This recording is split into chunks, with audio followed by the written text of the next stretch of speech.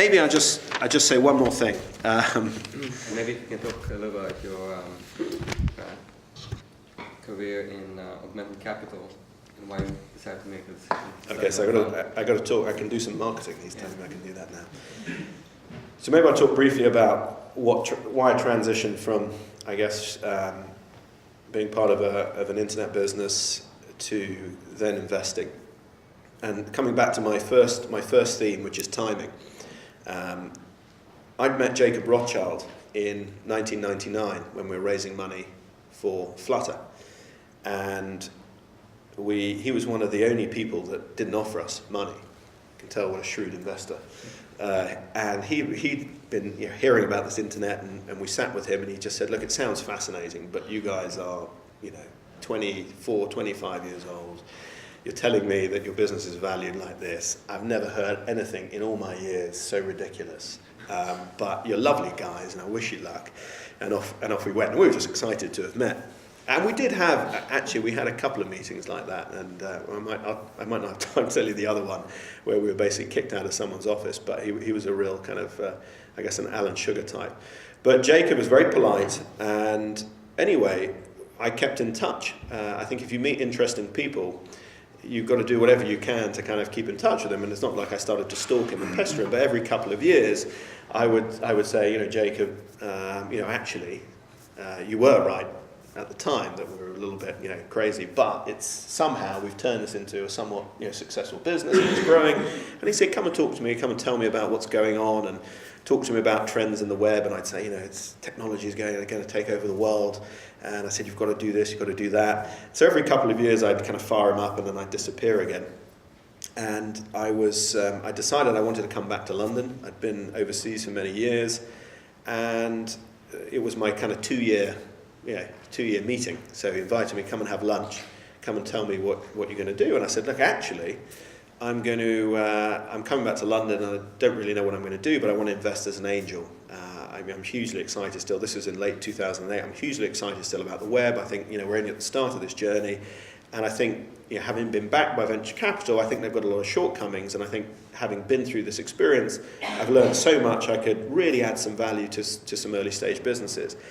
And he said, "Well, that sounds interesting." And I went away, and 2 weeks later, I went back to Hong Kong. I got a letter. I don't often get letters these days, but I got a handwritten letter saying, "Dear Tim, it was great to see you. We're very interested in what you had to say, and we'd like to give you some money." I said, "Give you some money?" He said, "Yeah, no, we'd like you to invest some of our money." So I called up his number two, and I said, "No, this all sounds great, but I don't really understand." He said, "No, we think that you could invest some money for us." And I said, "Well, I don't really want to work for anybody. I don't think I'm employable anymore." And he said, "No, look, when you want to come back to London, we've got nice offices here in Spencer House and St James's. Why don't we start you off with £30 million and off you go?" And so people say, "How did you go and raise a fund in 2008?" And well, I didn't. It was accidental. And I guess it was a culmination of all those kind of meetings. Maybe there were 4 or 5 over the years that one of the shrewdest investors, I guess, of our generation had kind of has these mental notes. And he wasn't the first guy that I wasn't the first guy that he'd back like this. And he backs a lot of kind of young guys that he thinks, okay, I think there's some talent there, and some of them succeed and some of them don't. And I'm at the we don't know yet. So I think if you don't succeed, the question then becomes, who hired this idiot? And if you do succeed, then well done. So we're investing, and for me, I love the opportunity to meet dynamic entrepreneurs. I see a lot of great businesses that we can't invest in or won't invest in for good reason, but it doesn't mean that they don't necessarily go on to make a great success. And we're 3.5 years in, we've invested £35 million in 7 businesses, and this time next year I'll come to an event, hopefully listen to someone else speaking, and I'll tell you how we're doing, because I think we're starting to show signs of maturity. So I think it's easy spending the money. We've got some interesting businesses, but I think the jury's out whether this is going to be a successful portfolio or not. I believe it is, and I think the signs are positive, but we still need more we need more substance to the story, and we'll wait and see. But hopefully that's given you a flavour, and I've probably outstayed my welcome on talking. But I really just for me, I was saying to Alon before, I really enjoy coming to these things and actually listening to someone rather than listening to myself speak, because you get so much out of hearing from people's experiences and empathizing with them and saying, I wasn't alone when that happened, I wasn't alone when this happened. So hopefully some of you have taken some of that away, some of you are inspired to kind of go off and follow that dream. If any of you are yet to kind of reach a stage where you've got too many ties in terms of family, in terms of mortgage, this is the time to do it. Don't wait, because there's never a better time to do it. If you've got those ties, still do it, but you just have to think a little bit harder about it than those that don't. Thank you very much, Tim. Do we have some time for Q&A? Yes, maybe I can start the Q&A session with a question. On the one hand, it's very important for an entrepreneur to have a strong conviction in his idea. On the other hand, it needs to be flexible and adapt to changing dynamics. How did you find this balance throughout your career? Well, I think most entrepreneurs, certainly that I've come across, that have built amazingly successful businesses, have all said they've pivoted at some point. What they originally set out to do, they've had to adapt. And it was coming back to the point of don't be too fixated. The amount of people that I've kind of sat down with, and they've had the germ of a really good idea, but they've been going down the wrong path. And when you suggest, look, that's great, but how about thinking about this, this, and this? And they say, no, that's not, we're going to go down here. So, yes, they might get it eventually, but it might be too late. And so, I think, yes, you've got to have, courage and conviction. You've got to kind of stay the course, but you do have to be prepared to kind of at some point step out of it and say, okay, maybe we will, go down a different direction. So, yeah, I'd say 70, 80% of the time, be prepared to adapt, because if you don't, you'll die. Okay, thank you.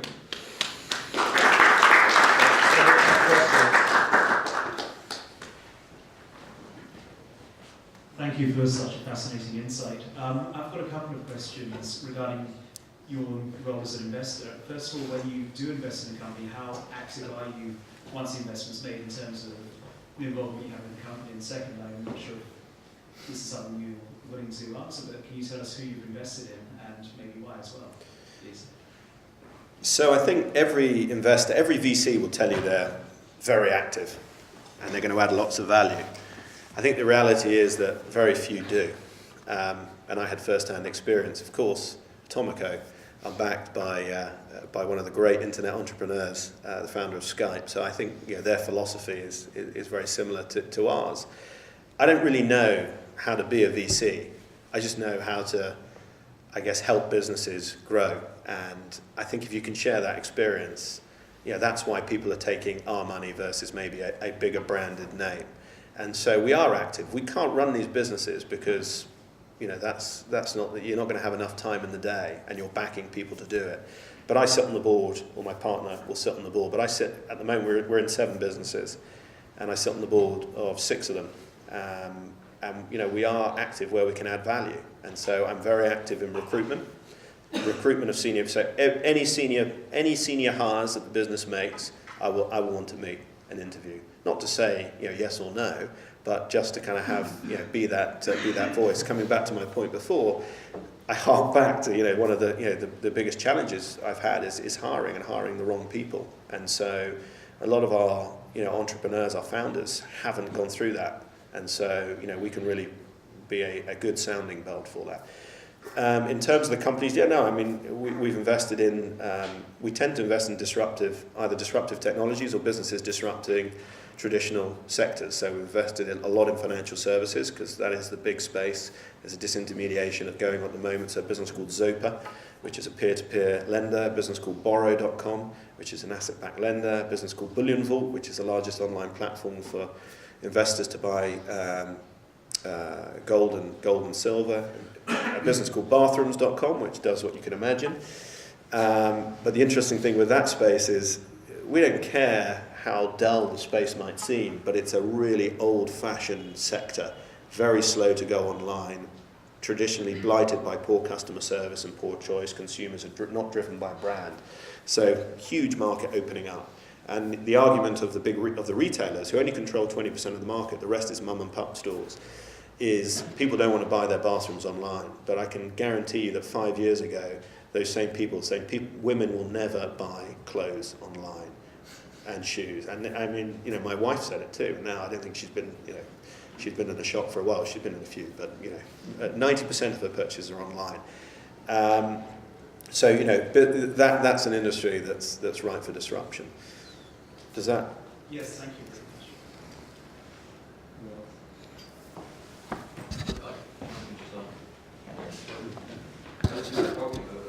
Yeah.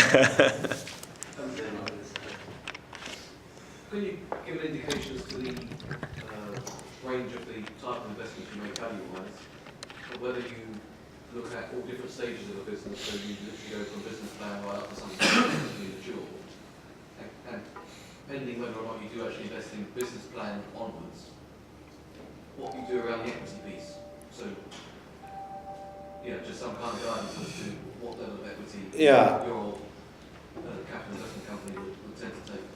So our vision is to kind of invest throughout the chain from seed to Series A to Series B. This fund, I have one investor who's not done tech before, so we're going a little bit later down the cycle. So we're not doing seed or Series A. Companies have to be revenue generating. They tend to be on a run rate of £2 to £3 million a year in revenue. So still kind of young, 15 to 20 people, but haven't really taken them to that next stage. The ambition is to go from 2 to 3 million to 10 million to 20 million, and for us to really kind of give them that growth capital to take them to that stage. We take equity stakes. We hold between 10 and 30% of every company. We take a board seat, and I'm really, I'm often tempted by plenty of kind of earlier stage opportunities. The mandate of our fund is a bit more restrictive, so we don't do, but assuming we can make a success of this fund, the next fund will be to be doing a fair bit more earlier stage, although we still will do a fair chunk of this because I think where we operate is a little bit underserved at the moment. So now you don't look at seed funds? No. Okay, thanks. But I know plenty who do. I just wanted to hear more about when you left Bain. So you were there for a few years, and how difficult was the decision to leave, and also was it completely self-funded your first role? And on that same kind of point, was it just a concept, or did you put a lot of groundwork in before you left financial sponsor? So I was at Bain for 3 years. I enjoyed it immensely. I worked unbelievably hard, but it wasn't a difficult decision to leave. Partly because I think, the folly of youth. You don't really think about the consequences so much of your actions, and so I just was fed up working so hard for someone else. But what Bain, and I'm forever grateful, they were incredibly supportive, because I guess where they differ from perhaps in the McKinseys of the world, they do tend to hire a different type of person. So I think a lot of people at that time where they say go off to business school or go off and do something else. So they just use the office, write your business plan, use us as guinea pigs, and if it doesn't work out, then come back. And that's it was an incredibly reassuring comment. Whether they meant it or not, it kind of I am forever grateful, and I'm often critical, I guess, of consultants. But I think as a firm, they've got a fantastic philosophy. And no, I didn't look back, and I wrote a business plan. All good consultants can write a mean business plan, and are also very good at PowerPoint, as I said. But the reality is nothing prepares you for rolling up your sleeves and mopping floors at 3 a.m. And that was kind of probably the greatest learning experience of my life, that kind of 18 months of doing it all. When you face your darkest moments as an entrepreneur, where did you look for inspiration? Who did you look to? That's a very good question, and I definitely one of my darkest moments was locking myself in the toilet in one of the juice bars, just shaking my head, just saying, what have I done? I don't know why I've done this. I mean, it was just a bad day. I had a policy of really not hiring English staff because they were just unreliable, and so I hired Australians and South Africans, just energized staff, and I'd kind of been bullied into hiring someone from the local community, and they'd run off with a whole day's takings. And I was just like, trust your intuition, don't hire. I mean, generalization, I know, but and I was pretty low at that point because every penny counted. And do you know what, the ecosystem, the entrepreneurial ecosystem, just didn't exist back then. There really wasn't, or I didn't know of people to turn to. I mean, I think forums like this are just amazing now because you've got a lot of fellow entrepreneurs that you can share stories and share war stories and advice. And a problem shared is problem halved. I mean, I think that's really true. And I think London as an entrepreneurial ecosystem is becoming behind the valley, and maybe New York the best in the world. And I think that's fantastic. But back then, it was very lonely. And again, probably one of my points is there are times of great loneliness. I think it's easier today, but it was much harder back then. And so I didn't have that mentor or that peer group to throw ideas off, because I guess being an entrepreneur back then was a bit of a dirty word. Kind of meant that you didn't have a job. Just generally, I mean, if you look at how the developments, if you want, primarily in the internet space, how the whole space has probably changed from fairly high cost of development to now sort of lower development costs. How do you think this is going to change the way people fund? I guess back in the 1999, 2000, people went out and wanted to sort of be first and be the first mover. Do you see this changing? And now, what do you think are the dynamics of this, with trends going on now, with little, very small tickets coming in sometimes on sea level? Yeah, I think the cost of technology shrinking is just broken down so many barriers. So to just give you an example, our hardware in 2000, we spent $5.5 million on hardware. I think today it would cost $100,000. I mean, it's just nuts. So you're going to see a lot of very I think dynamic and interesting businesses that VC have never got a sniff at. Where you do need more money today is building if you're building a consumer internet business, you need marketing money because it's a much noisier market. Back in 2000, there wasn't that many going on. Yes, consumers are educated, but all our consumer internet businesses, they're trying to build a brand that's very, very competitive.